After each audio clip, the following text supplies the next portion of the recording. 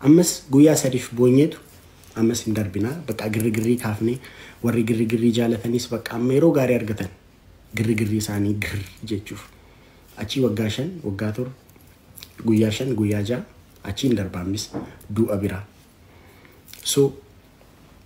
buurri rakkoo ani akka beekumsa koo hamman beeketti bu'urri rakkoo waggaa 5 darban dabarsini hundi bu'urri rakkoo wal dhabiinsa mootummaa fi abaa'oo gidduu jirudha. So gaafa salaaleef sagalee taatan justice for salaalee gaafa jettan walumaan nagaa buusaa'edha. Bu'urri rakkoo wal dhabiinsa mootummaa fi waraana adda bilisummaa Oromoo keessa jirudha. Waggaa 6 dura dhiirri garaa qabaattee salaalee keessa galtee ummata salaalee ajjeestuun jirtu ture. Dhiirri salaalee tuqee beekuun jiru baay'ee. Salaalee baay'ee har'anti. Kaleessa dur kaleessa ummanni salaalee maqaan lammaffaasaa gootummaa ture baay'ee. Har'a miti bar waggaa 50 waggaa 60 seenaa dubbisaa gaafadha. Dhiirri garaa qabaattee ummata salaalee dandeesse tuqxuun jirtu turte. Salaaleen boo'ee kanan dhagayani waggaa 5 waggaa 6 as. Salaaleen baay'ee lafti biyya kanaa gadi fageenyaan utoo qotamee laftumti Itoophiyaa jedhamtu dhiiga lafee salaaleetu lafa keessaa ba'a biyya kana tiksuudhaaf ofiif miti diina halagaa biyya dhufee to'ataa ture kan likkitti gashee biyya isaatti deebi'ee salaalee baay'ee xaaliyaan kan likkitti gashee biyyatti deebi'ee salaalee ummanni salaalee maqaan isaa lammaffaa gootummaa ture baay'ee halagaa amma maqaa dhuftanii akkasitti akka gootaatti isin jejjan kun isaantu na fixe manaamin jettan sana waggaa 100 har'aa ummata likkitti gashee baay'ee likkitti agarsiise baay'ee salaalee maqaan isaa lammaffaa gootummaa har'a garuu ummata salaalee bu'a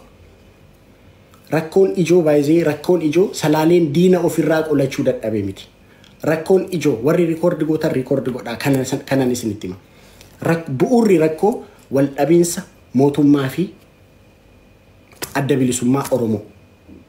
bu'uurri rakkoo isaadha.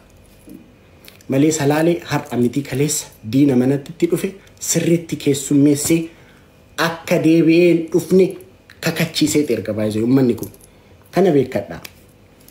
Tokko so gaafa justice for salaalee jennu walumaa galatti nagaa buusaa bakka nagaa barbaanna nuti akka sabaatti nagaa barbaanna. Nagaa nu buusaa kana jedhaa gaafadha nagaa nu buusa araarama bakka nuuf araarama nuti araara barbaanna nuti nagaa barbaanna waggaa 6 waggaa 5 darbaniif ummanni keenya nagaan galee ba'uu dadhabe nagaa nu buusaa jedhaati kana dubbadha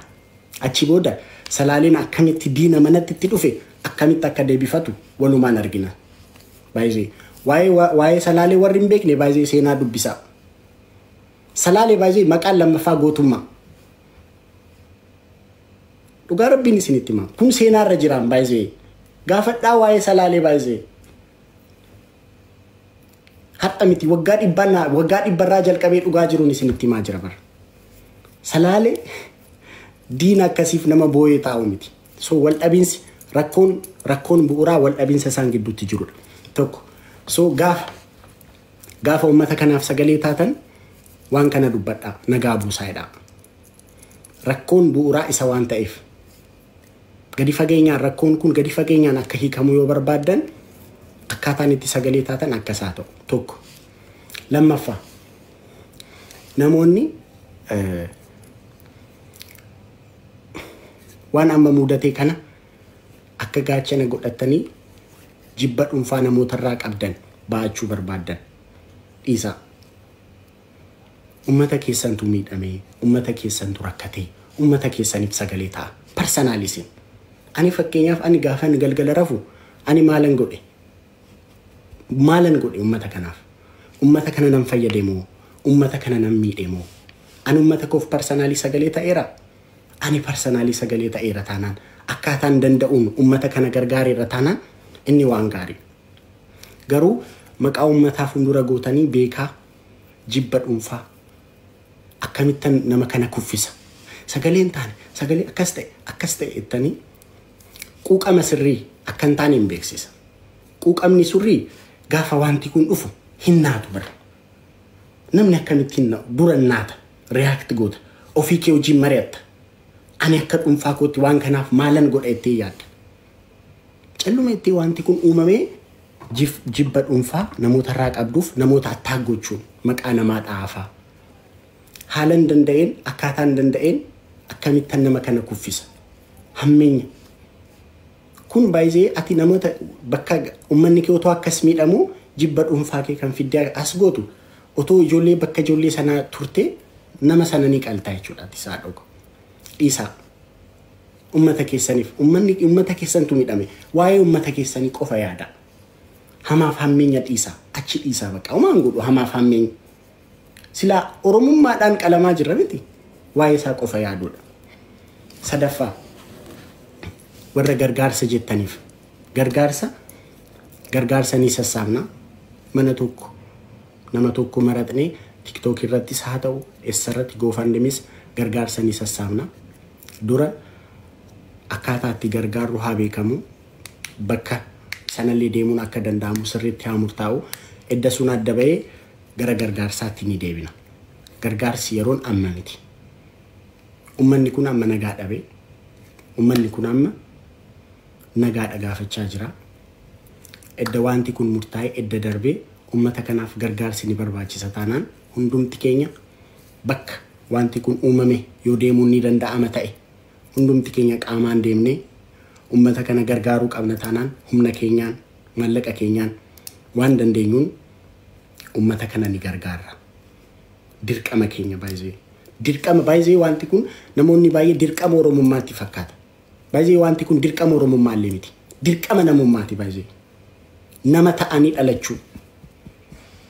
baay'ee dirqama namoonni tokko dirqama oromummaa baay'ee dirqamni oromummaa kan biraa kun dirqama namummaati nama ta'anii dhalachuu argitanii miira sirrii miira dhugaa miira namummaati kana gochuuf baay'ee oromoo ta'uu yookaan nama ta'uun sawma hon baqiin ummata kana gargaaruudhaaf saw hono mafatar baqiin ummanni kun mana isaatti qalame mana isaatti ba'ee galuu dadhabe qabeenya isaarratti ba'ee galuu dadhabe so dirqama namummaati wanti kun so hundumti keenya waan gochuu qabnu ni goona ammas isan deddeebi'ee isinitti himu badii ummata keenya irratti gahee kana namni nu dhageettanii jibba dhuunfaa namaatti gochuuf yaalina ummatas bakka lama sadiitti hin qoodina ummanni bakka tokkotti karaa nagaa ta'een sagalee isaa haa dhageessisu ummata kanaaf isaa jibba keessan dhuunfaa hangaa gaafa wanti kun darbe jibba keessan dhuunfaa fiddanii asirratti akka barbaadan gochuu dandeessu namoota maqaa waamtanii jibba dhuunfaa inaaffaa kanaan dura qabdaniif namoota ummata addaan hin hiriina isa wanti kun darbu ummanni amma tokko ta'ee ummata isaaf sagalee haa ta'u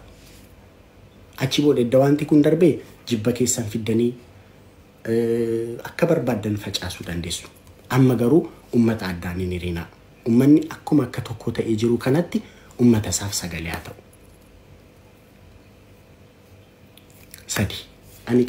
kanan yaadu kanadha ammas kanan irra deebi'ee isinitti kana jalanaa sararaa yeroo sagalee taatan oromiyaa keessatti nagaa buusaa'edha ammas oromiyaa keessatti nagaan hin bu'u taanaan wal dhabiinsi mootummaaf walaana adda bilisummaa oromoo gidduu jiru karaa mariitiin hin hiikamu taanaan duuti borus ni dhufa ammas hin duuna bara keenya guutuu du'aa jiraan dhageeffadhaa kan wal dhabiinsi isaan gidduu jiru karaa nagaa ta'een hin hiikamu taanaan